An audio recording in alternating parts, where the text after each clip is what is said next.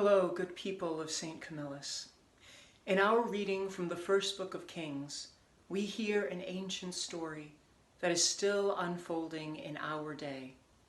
It is the story of those in power abusing their power and distorting the truth so as to take what they want and even kill those who stand in their way.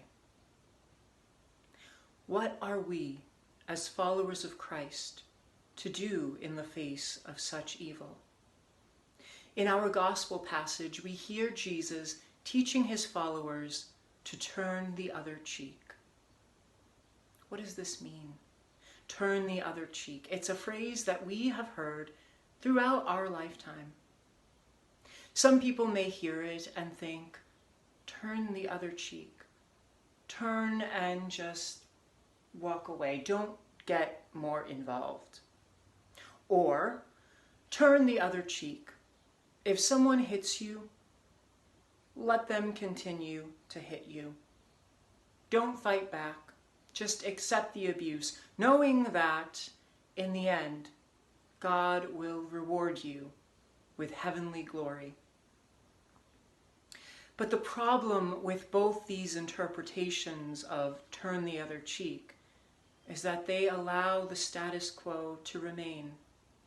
And that is a problem, especially when the status quo perpetuates the oppression of others. It did so in Jesus' time, which is precisely why he challenged his followers to turn the other cheek. In his time, a superior would hit an inferior with the back of the right hand, striking the right cheek of the inferior.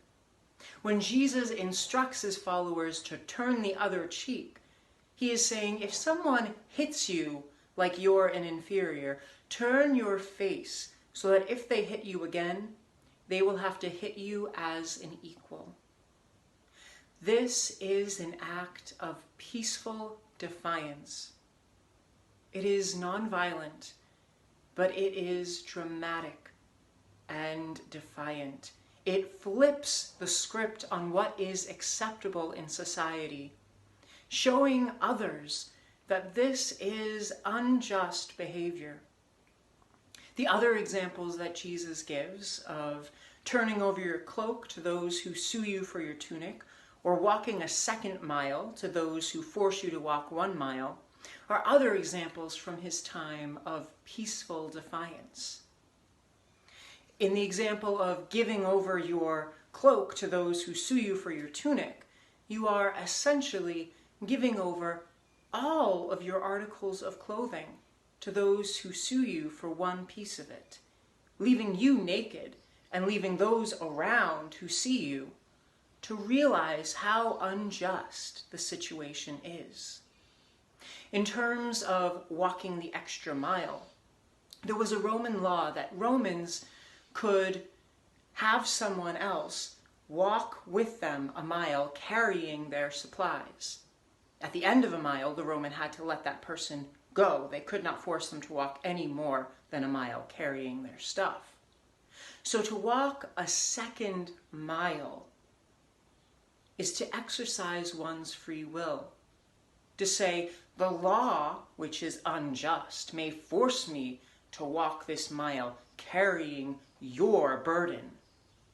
But when I walk the second mile, I walk it as a free person, of my own volition. You cannot force me to walk this second mile. And so Jesus' examples are ways, practical, concrete ways for his followers to subvert the culture, to transform it, to turn it inside out, revealing the injustices and challenging people to live into the reign of God. And so I challenge you to reflect today on ways that you can exercise peaceful defiance.